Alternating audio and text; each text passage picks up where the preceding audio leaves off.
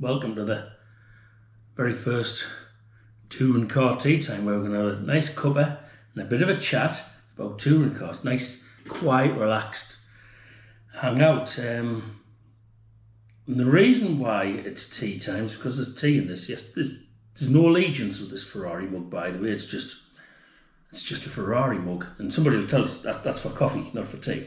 Well, I don't like coffee, if I'm honest. So I am a Earl Grey, decaffeinated type of guy.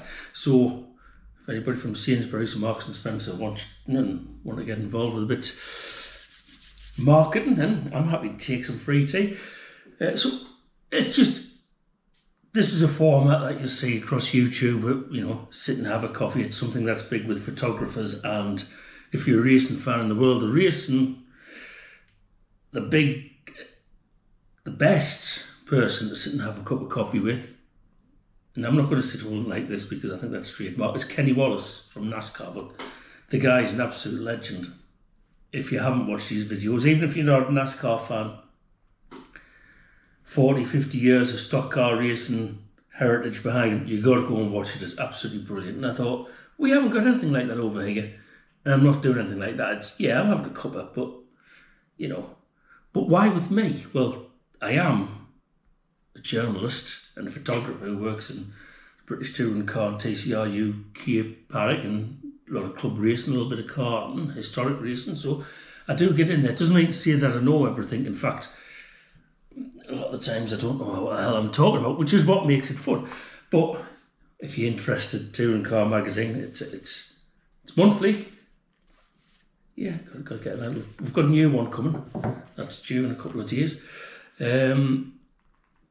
But yeah, you don't want to listen to all the background. So if you want to get a bit of a chat about touring car things, and we've got a bit of British touring car stuff and some TCR stuff. Now, I know some of you say BTCC hardcore and you won't have anything to do with TCR, but if you're a Brit and you're into tin top racing, just hang around a little bit, have a bit of a listen. After we've got past the touring car stuff, we'll have a little chat about. And any questions, fire them down below.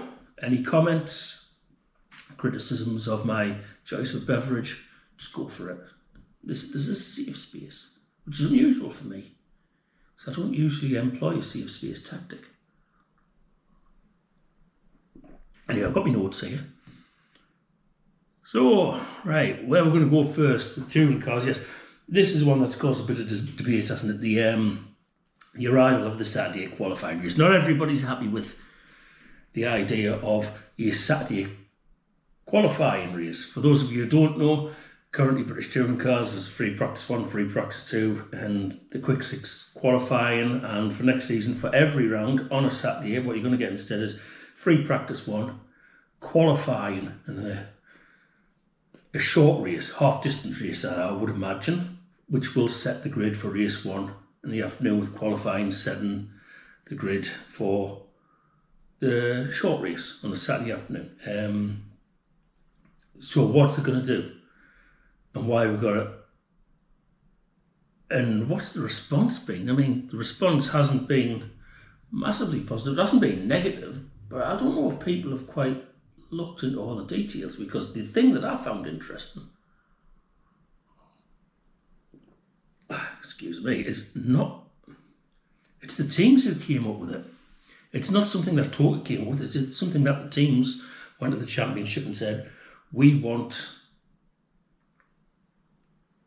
a short race on Saturday afternoon.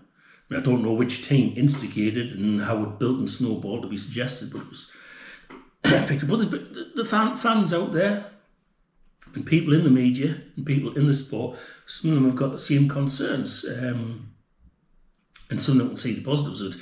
I mean, if you pay your money and go on a Saturday or on a Saturday to a touring car race at the moment, I think you'll find free practice 1, it's a tyre scrubbing session. Free practice 2, people start to get on and qualifying.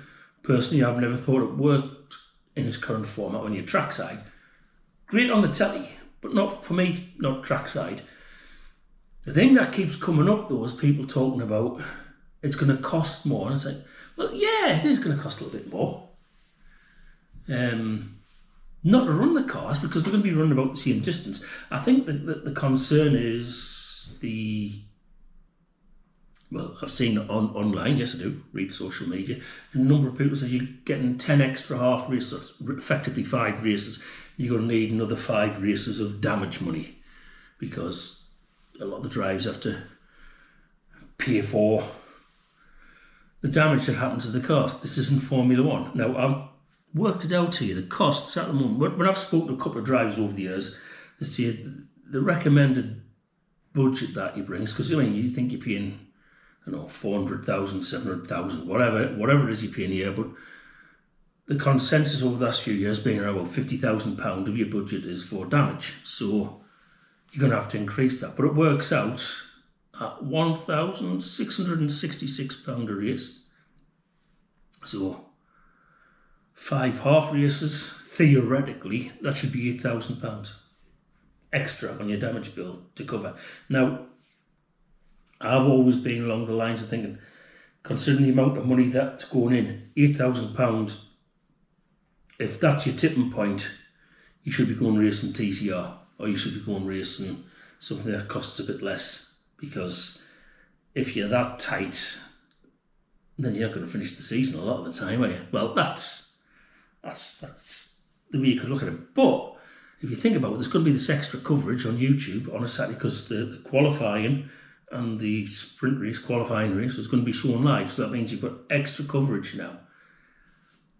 It's a chance to get your sponsors in front of a new audience on a more legitimate basis, but on a more race basis instead of just qualifying. If you've got an extra half race that's geared towards or exclusively for an online audience and a new audience, a lot of it, then is that not going to help you raise the funds? Because that YouTube thing, that's quite important at the moment. I'll tell you why. The BTCC TV contract from what we know publicly ends at the end of 2026. As you know, full race day shown live on ITV4, and I would imagine it would be renewed. There's no reason not to. But the consultation and the bubbling under at the moment is, what is the long-term future going to be? Because ITV are not overall as a company in the strongest place, and they're looking to offload the television side of the business, which the front runner is Sky. How would that affect the BTCC? I mean, you know, is the YouTube coverage at the moment a precursor to hopping into the online world instead of the broadcast world? British GT do a good job of it with SRO Motorsports, but the thing with British touring cars is it is geared towards television. I mean, you know, ITV bring the outside broadcast trucks. I imagine ITV put some money towards the commentators and stuff like that, and it's a really good, tight, proper, professional overall package. Not just the camera work, but the links, the supports, everything works absolutely brilliant. Could it be matched on YouTube, or would it have to be reinvented? I don't know, but I'll say this. I was very ill earlier this year. I had to miss the entire first half of the season, which meant that I watched the first 5 races of the year exclusively on ITV4. And you know, it's still a bloody great product. And for the demographic like myself, a few 100,000 of us watch it every time that it's on. Well, I'm saying that, I'm usually there. But it works. And you don't want it to be forced to be lost at the moment, you know. Yeah, there is changing habits. And there is a need to bring in a younger audience. But I think television's something that we still need in touring cars. What do you think? Anyway, that's not what you've come here for. I haven't got any gossip, really. I mean, I bumped into a driver a couple of weeks ago at Brands Hatch who was rumoured to be going to the new Jason Plato Motorsport team. I know that's a big topic of conversation at the moment online. What's happening with Plato Racing, Plato Motorsport? Well, this driver has been rumoured to be there, and I spoke to him. I'm not going to mention his name, but I asked about it when I saw a rumour online about a press release that should have been out now, and he just laughed. It was a known laugh, but was it a known laugh of, no, he's completely off the ball, it isn't me? Or was it a laugh of, I'm not telling you. Don't know what kind of car it's going to be. Well, I don't anyway. I'm not that high up the pecking order of need to know, so. But I do know a couple of things, but I can't say them, and it's killing us. Yeah.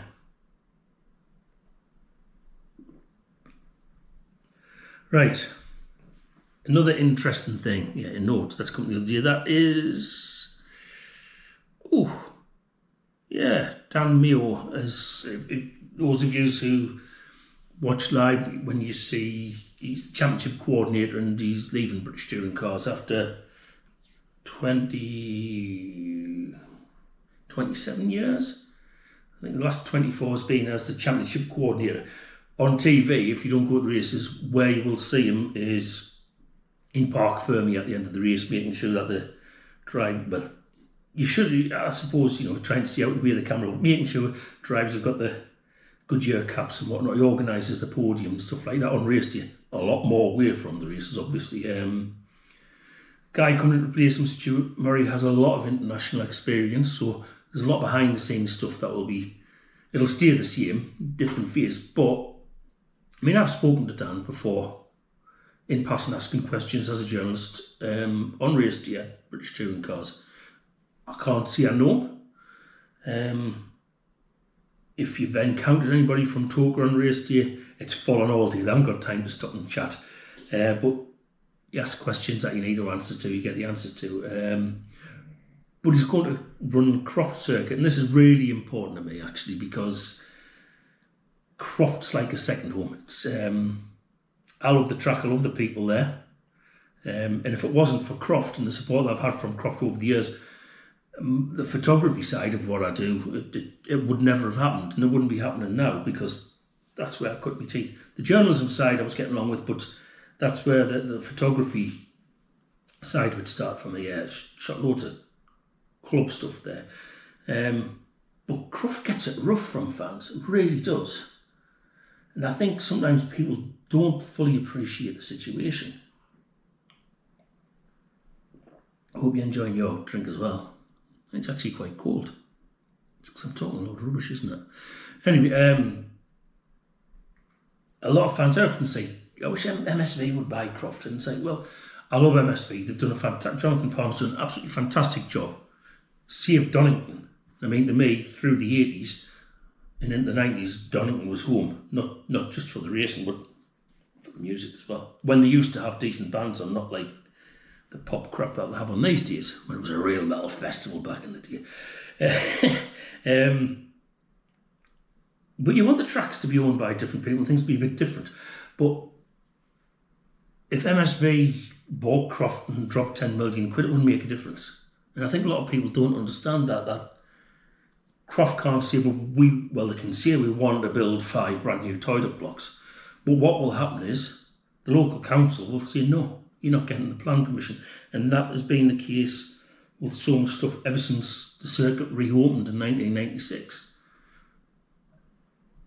I think from what I was told last time I was there, they're not allowed to build permanent structures. Hence why the new cafe that's there, which is owned by the Norris family, I don't think Lando will be spotted in there having a bacon, buddy mind, but it's wood. Yeah, it's got foundations, and when outside the grandstand there's a storage shed. It's got foundations, but it's wood.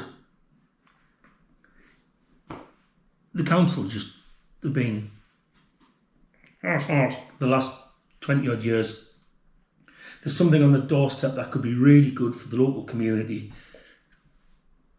What do? Just seem to try and shaft it at every point. So there will be that to come up against. If there'll be changes, I would imagine it'll be more on the business model, but I don't think you're going to turn up in September next year, because it's been pushed back because of the World Cup, to find 5 new grandstands, shower blocks, toilet blocks, permanent eateries up the second paddock and stuff like that, because the council just won't let it. So, that's just the way it is. I wanted to bring that in because I hope Dan has a good job there, because I'm really going to miss Tracy, who's been running it ever since well, from when I first went there, and I love the place. I know it's not everybody's favourite, but I don't think everybody appreciates that they've got one of the toughest jobs in British motorsport in terms of trying to be able to get infrastructure involved. But that's it. Right, I'm just going to go and get another one of these. I'll just be a second. Right, you only had enough for half a cup. TCR this weekend. Are you British? Are you watching this because you're a British touring car fan or a fan? I know I'm sounding a bit jingoistic and whatnot, but it's actually British and Irish. But there's plenty of touring car action this weekend for you to watch. 3 things. Supercars. I think it's on TNT Sports. I could be wrong, but Superview. That's your PPV season access. It's absolutely brilliant. If you haven't got it and you can afford it, get it, watch it. It's brilliant. Watch all the races, all the practices, loads of races going back in the archive, even on YouTube. It's great live, but I won't be watching it live this weekend. Excuse me, just had a chest infection. It's TCR. Now, TCR Spain, that's the one that's really interesting because Spain kind of like starts early in the year, takes most of the year off, and then finishes, lets Europe and a few other races, TCR Championships, run their year. I think it does have a round in the middle of the year, but we've got 4 Brits racing there this weekend, and it's all interesting there. Adam Shepherd is making his debut outside Europe. He's tested at the beginning of the season, before this season, he tested over at Barcelona in a TCR Cupra VZ and was fast as Vinny Haddy. He's just won the TCR UK Championship, and if you read in here, this issue of the magazine, I actually did an article, a deep dive piece on the BTCC versus TCR Cupras, and in the UK, apart from Snedden, the TCR Cupra's faster than the BTCC car. Yeah, I know it's back of the grid, but still, that's not the way things are supposed to go in terms of the natural order, but I'm waffling here. But yeah, Adam won the championship, and he's a guy who is good enough to be British touring cars. Obviously, like a lot of people, doesn't quite have the budget. Part of his TCR UK prize is entry fees for TCR UK next year, who race at Barcelona. So he's going to TCR Spain this weekend. He's tested, he's been fast, won Motorsport, which is the team where Jensen Brickley, one of ours, another great lad who's won TCR Europe this year. So we've got 2 British race-winning contenders on the grid. So why not watch 2 races? Oh, because we've got another 2 drivers on the grid who could win races, and that's Sam and Steve Laidlaw, who've both won races in TCR UK this year. Steve won last year as well. They've done some TCR Europe, they've done some TCR Spain. I think, it's not officially announced, but they're going TCR Europe next year. So we've got 4 Brits in Cupra VZs who've got the ability to win for 2 races this weekend. Why not watch it? You don't have to watch it live if it's going to mess up your weekend, but just give it a watch. Never mind the empty grandstands. That's touring cars around the world, apart from BTCC and supercars, really, isn't it? But we've got Macau as well. This is a big one for me. I'll be getting up during the night to watch it because Max Hart's racing, who's a TCR UK race winner. I just need like I said, I had a chest infection. My throat's a bit dry. But Max is a great kid. And, he's not a kid. It's just I've known him that long now. He was a kid when he came into TCR UK, and I mean, he's raced Hyundais for 5 years, but he's going to Macau this weekend to race a Cupra VZ in the the TCR World Tour. I know people are not everybody's a fan of that format, but Macau, it's Macau, man. It's one of the best touring car races. Yeah, but Max is in there. He won there 2 years ago, not in the World Tour, but the support TCR race, the Chinese touring cars. TCR Asia, TCR China, he's been racing before this year, right on TCR Europe, and for the last 5 years he's raced Hyundai, and it is Hyundai. Don't care if you see it's Hyundai, Hyundai, well, it's high Hyundai, right? I'm right. Everybody else is wrong on that if they disagree. But that's on during the morning, middle of the night.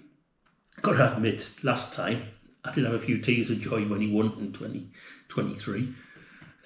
But since Rob Huff's exited stage left in Macau, it's good to have somebody from near home with a connection. It's Macau, you got to watch it, man. It's tradition, it's the law. You know, if you're an F1 fan, back in the day, Macau F3 was the most important non-F1 race of the year. You know, you wanted to, you know, Hakkinen versus Schumacher and Jenson Button in 99. He didn't win, but, you know, when they had the double header in South Korea, it's good stuff. And there'll probably be some big wrecks. Anyway, enough of my rabbiting and waffling. Mr. Horsey, say bye-bye. Nay. He wants me to keep going, but as it's time to go, you just need to get your breakfast, get yourself off and enjoy your day. And be back soon for more chat when more interesting stuff's there to chat about. See ya. Oh, and yeah. Bye. Not like, well, goodbye, but, you know, it's available, well, print sold out, unfortunately. But keep an eye out for future issues like I see every month, apart from the Christmas or the New Year break. £1.50 in digital.